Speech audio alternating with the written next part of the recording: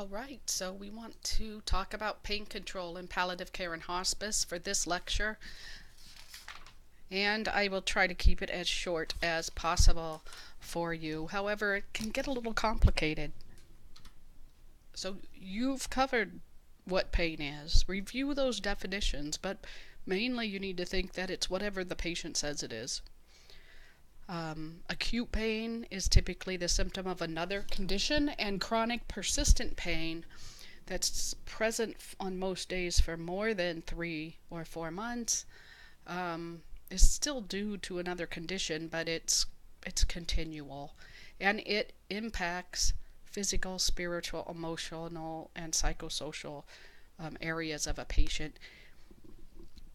Pain is different than suffering, and we definitely want to try to alleviate pain so that our patients don't have suffering. When we're talking about palliative care and hospice, patients who have pain can be just about anyone. Cancer, CHF, COPD, neuromuscular diseases, those with dementia, musculoskeletal disorders, Parkinson's.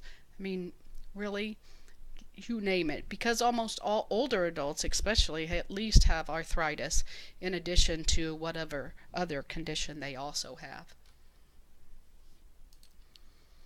We want to make sure that we can treat pain so that we can help the quality of life of individuals who are in the death and dying process. We know that 50 to 75% of patients who die in the hospital die with pain. We know that 25% of cancer patients die with pain. And it's estimated that about 90% of pain could easily be treated. Pain impacts all activities of daily living, and it's most definitely still considered the fifth vital sign. What would be really great, though, would be if we could develop some type of protocols and work better at assessing pain as the fifth vital sign, and also be more effective at assessing the follow-up after pain medication is given to ensure that our treatments have been effective. So types of physical pain, we can have some pain that's transmitted by peripheral nociceptors. That could be somatic or visceral. Musculoskeletal and connective tissue. Skin is typically the somatic. It's usually like I can touch it right there. That's where it hurts, and it's sharp, tender, throbbing, etc. Visceral indicates an organ is sending signals, and it can indicate ischemia, pressure, organ damage, but it's a little harder to describe. It could also be referred, so I can't just point at it. Maybe it runs down one leg or wraps around the side. It's just a little bit harder. Pain definitely serves as a protective function, and usually it responds well to opioids. But what we need to know, while you've been taught not to give opioids if we can help it, those in palliative care and hospice may end up with opioids to treat pain, because our goal is totally different than someone else.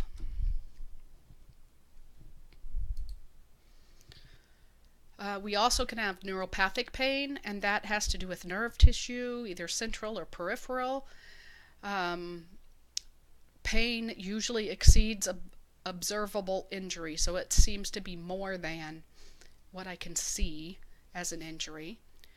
40% of cancer pain is neuropathic, and it's typically described as burning, tingling, lancinating, pins and needles. It can also be a little difficult to describe. It might have a dermatomal distribution, so it follow the dermatomes. You might have to go back and look that up. Just like shingles rash would follow the dermatomes as well. It doesn't really have a protective function, and it doesn't respond well to mu agonist opioids. We have several different types of pain, and it is important to understand the differences between those. detecting pain, we can ask, and we can also observe nonverbal findings. And we talked about that a little bit in the previous lecture. So there's several different pain scales we can look at. Faces, thermometer, scale of 1 to 10, observational when our patient can't tell us. And you need to think about when to use each scale. So when our patients have palliative care, the numeric pain intensity scale or the pain faces scale should work pretty well. And the pain AD scale comes into play when our patient isn't as able to verbally identify. The numeric pain scale is most commonly used for a patient who is cognitively intact, 0 to 10. In general, 1 to 3 is mild, 4 to 7 is moderate, and 8 to 10 is severe. Pain faces, the patient picks a face that relates to how they feel, from the happiest to the saddest, and that number is used to quantify. This works good for kids, but it can also work good for people who have some cognitive deficits. The pain AD scale is to be utilized in persons who are nonverbal or unable to communicate their wishes, and a score of 0 still denotes no pain, and a score of 10 is the worst possible. We had another scale that was once used, the FLAC scale, and now we're using the pain AD scale instead. So you pick each of these and you say, okay, so how's that breathing? And without, when they're not talking or trying to vocalize, is it occasionally labored? Do they have short periods of hyperventilation, noisy labored breathing? If they don't vocalize at all, they get a 1. If they have occasional moaning or groaning, they'd get a 2. Smiling, frightened, you can see how it goes from there. When you do pain management, you definitely want to check a multidimensional approach and make sure we're hitting all aspects of that holistic person. They may need to pray or have a specific object like rosary beads with them, and that may be very comforting to them in addition to pain medication. And then collect data about, where it is, the onset, quality, severity. You guys know how to do that already. If anything's worked, and if there's any other symptoms associated, and then treat, reassess, and adjust your routine so that we can get their comfort under control. We really want to get pain relief without interfering with other treatments and allowing the highest degree of function in the person. So family members get a little worried when we give pain meds and our person falls asleep for hours. Well, they will become accustomed to that medication, and they won't fall asleep quite so much as time moves forward. We also want to check with the patient and see what their goals are. If they say, I want absolutely no pain, that may not be possible. So we need to talk to them about what's acceptable level of pain is and how should it impact your activities of daily life or quality of life. So here's a case. JW is a 61-year-old male diagnosed with pancreatic cancer 9 months ago, and pancreatic cancer is horribly painful. He's been resistant to any disease-directed therapy. That means the therapy, the surgery, the medications really aren't working to treat the cancer. Now his cancer's metastasized to his liver and regional lymph nodes, and he's complaining of a nagging middle upper and right upper abdominal pain. Generally, the pain score is 2 to 3 out of 10, but sometimes as high as a 5. And he uses hydrocodone, APAP, 10 to 325, 1 tablet every 4 hours as needed. He uses this when his pain is 4 or 5, and he takes 1 to 2 tablets a day. So should he be on a combination medicine that has Tylenol in it? Should he be rotated to a different opioid? Um, and is he okay with what's going with this stuff? Let's think about how we should administer medicines and how it's best done with that latter approach I discussed last week. So when we have that mild pain, um, aspirin, acetaminophen, and NSAIDs, and aspirin is an NSAID, by the way. Um, I always keep it in that NSAID route. Yes, it's salicylic acid, but it has characteristics of an NSAID as well. Starting with those are helpful, and then adding adjuvants. There's some examples of those down below. When this no longer works, we can alternate, like I mentioned last week. So we could alternate an acetaminophen with an NSAID. We shouldn't give ibuprofen and an NSAID, an ibuprofen and aspirin at the same time, because they both fit in this NSAID class. But we can do acetaminophen and ibuprofen, and alternate those every 4 to 6 hours, and that might help. And adding an adjuvant will also be helpful. When we need to move up to moderate pain, then we can start thinking about using a medication that has acetaminophen and codeine, acetaminophen and hydrocodone, or acetaminophen and other medications. We might try tramadol as well. We could still keep the adjuvants as well. I don't know why I can't say that word. They can be really helpful. So think about that too. And then when we get up to that severe pain, we want to add the much stronger and higher dosed opioids. As you see, we've gotten rid of the Tylenol and NSAIDs at that point.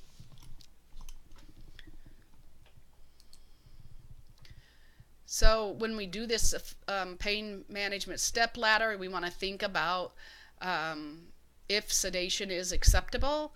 Is it effective 100% of the time? What is the acceptable target for pain relief? And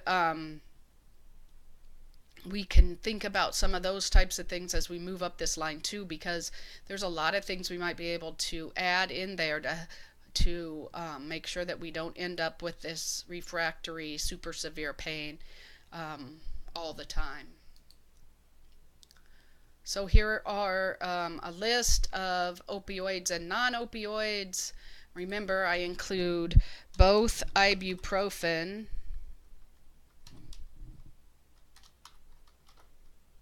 I can't spell it today, and aspirin in the NSAID list. And then the opioids are listed on the other side. You don't need to know anything specific about any of the opioids. You need to know that the NSAIDs and acetaminophen are non-opioids. And then, yeah, there might be some other things. If I say a test question about adjuvants, I'm going to add what it is and say that's what it is. But your opioids are listed on this side. So don't spend time studying up on morphine or any specific drug other than what you already know about the drugs. We know that non-opioid analgesics have some advantages, and they can augment the effects of opioids. They're typically more effective for that neuropathic pain. That's great because neuropathic pain is harder to treat. And they can treat other symptoms like depression, seizures, behavior, nausea. We usually don't have constipation or respiratory concerns when we give non-opioid analgesics, so that's a great benefit.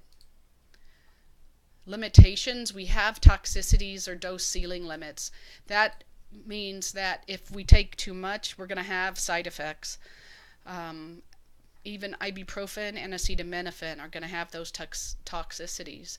There can be drug and disease interactions or drug-drug interactions, side effects, and the routes of delivery are not always feasible. For opioids, they're pretty standard for pain management.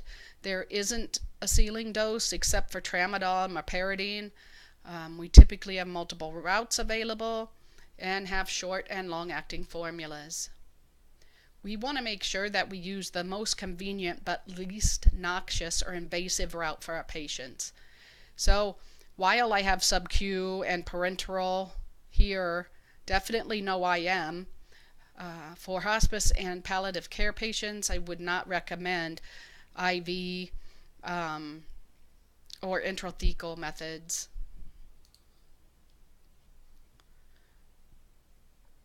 Opioids that really have no or very limited value in palliative care patients, things like hydrocodone or oxycodone with acetaminophen, because the dose ceiling is so low because of the Tylenol. Meperidine has a lot of side effects. It can also has a low therapeutic ceiling due to central nervous system toxicity, and it's not indicated for cancer pain. It's not indicated for older adults at all. So we don't give meperidine to older adults anymore, and we'll try not to give it in these cases as well. It causes a lot of nausea and vomiting that's fairly intractable.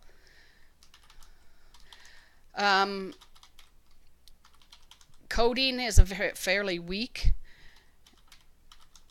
opioid, and so we could start with it in some of the beginning stages, and as that Tylenol's not working, but it's going to have a shorter effect range.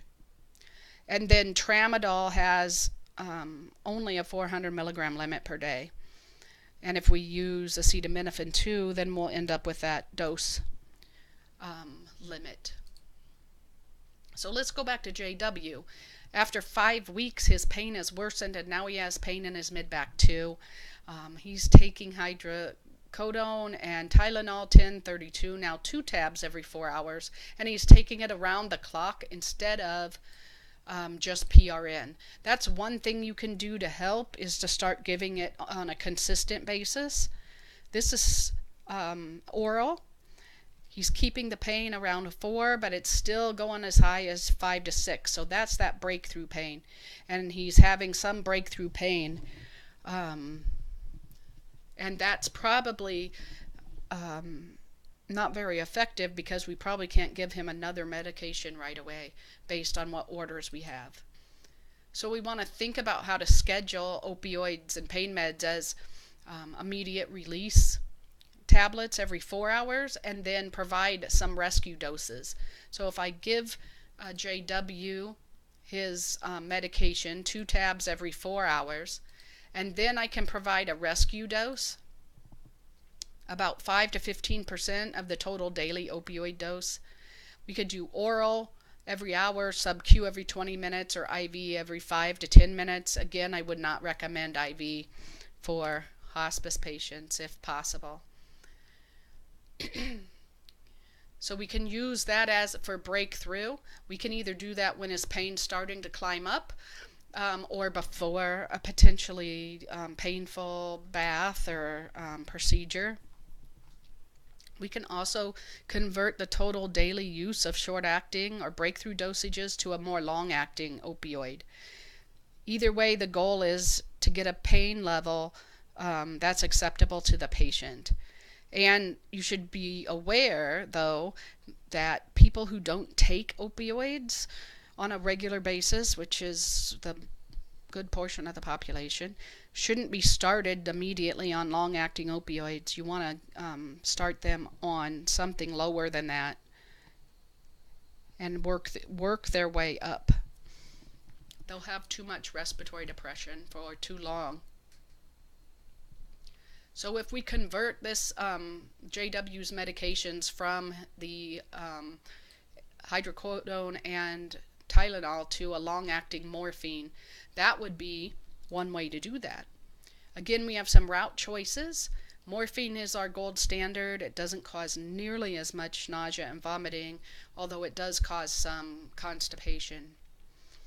If we're going to do sub-Q, you've got the onset, peak, and duration, and also the PO, onset, peak, and duration. Here's some examples of how you can administer different types of opioids, and then what the long-acting version is. Equivalent dosages of medications. So morphine 30 is equivalent to hydrocodone 30, which is equivalent to 7.5 of hydromorphone, and equivalent to 20 of oxycodone. You probably don't need to know this equivalency, but it's not a bad thing to have taped to the inside of your drug book so you can look it up every now and again.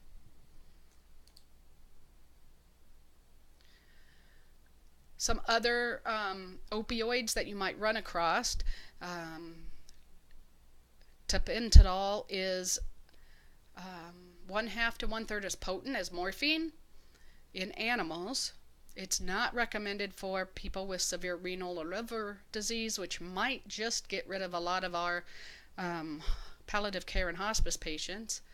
And we don't really know about how to convert it to a long-acting. Half-life of 4 hours with immediate release, 5 to 6 hours for long-acting formulas, but yet we dose this at 12 hours. So you can see that since that half-life in the long-acting formula is only 5 to 6 hours, that 12-hour dose may not meet our needs. Oxymorphone is not recommended for people with moderate to severe renal and liver impairment. And the conversion for morphine to oxymorphone is 3 to 1. If you use a Butrans transdermal system, change a patch every 7 days. And it's really not sure what our equivalency to oral morphine is with that medication. Methadone is the only long-acting analgesic in liquid form.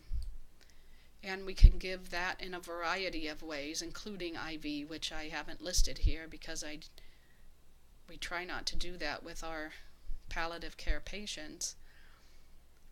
So, advantages: it's inexpensive, it's effective with intractable or really hard to treat pain, it's naturally long-acting, and it's in a liquid form. It's okay for renal failure and liver disease. It works for neuropathic pain, and it doesn't have any active metabolites. Also, we have a lower incident of side effects, and it doesn't produce that euphoric effect. But there's some pretty nasty disadvantages. It has some pretty wicked pharmacokinetics, and that means that both the physicians and the nurses need some detailed education before prescribing or administering. There's some pretty significant drug-drug interactions, and it needs a thorough review prior to administration. Also, we can have prolonged QT intervals and possible sudden cardiac death and fatal respiratory suppression. Now, with a hospice and palliative care patient, that might not be the worst possible things, but we certainly don't want to give a medication and have the person die in a few seconds or minutes. Pharmacokinetics, onset 30 to 60 minutes, the peak 2.5 to 4 hours, and really has a pretty long and variable plasma half-life, which is 13 to 120 hours. That does make things a little more unpredictable for older adults, so it's something to consider. If we want to convert JW to a morphine long-lasting formula, and we looked at that hydrocodone Tylenol dose, he was receiving 124 milligrams in 24 hours of hydrocodone. We can adjust for opioid tolerance because he's been on this for 6 or 7 weeks, and so we'll take that 120 times 50%, and that'll equal 60 milligrams. And we can give that long-acting morphine as 30 milligrams in every 12 hours, because so 30 plus 30 is 60, that'll equal that 24 hours, and we've adjusted for tolerance. But we also want to do a breakthrough dose and have some available. So they calculated that breakthrough dose at 10%, which is a 6 milligram breakthrough dose. So they can give the morphine 20 milligrams per ml at 0.25 mLs or 5 milligrams every 1 hour PRN, or a long-acting 15 milligram tab every 1 hour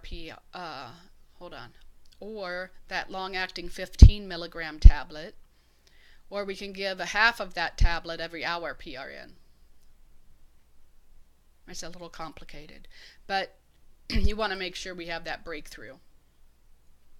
And here JW's pain's been controlled for 3 weeks, but now it's starting to worsen again, and we're giving that long-acting morphine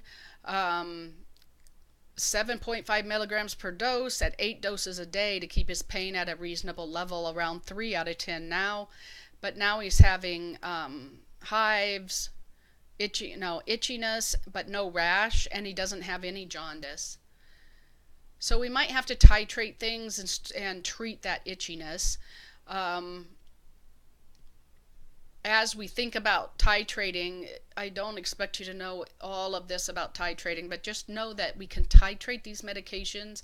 We might titrate it up is typically what we'll do. Occasionally we may titrate a medication down if we're having side effects. So you want to take all of those side effects into account. So JW decides he wants to continue the morphine, but agrees to try the Benadryl, and so we're going to add that on. And now he'll have the morphine as he's been taking it and some Benadryl to help with that itchiness. And that seems to resolve for now. Some of the errors that you need to think about when people prescribe opioids, and you want to consider these because as a nurse you want to be able to catch them, right? So you want to think about PRN dosing. When patients have constant or chronic pain that's daily or pretty much every day, you want to put them on a regular around-the-clock dose, and don't just do PRN, especially if they have cognitive decline, because they're not going to tell you about it until they're really hurting, and even then they might not be able to tell you. And we have to try to treat that pain to decrease the patient's behaviors. You want to make sure that you have scheduled dosing, and you want to add that rescue dosing. So if you have around-the-clock dosing, then ask the physician for a rescue dose if the pain exceeds the patient's comfort level. If we don't use a prophylactic dose for incident pain, so if JW suddenly falls and cuts his leg open, he's going to need more medication because of that particular incident.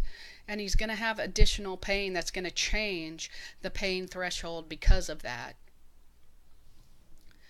Failing to use adjuvant medications is also an error, so make sure we have those prescribed. They can be used for assisting with the routine medication.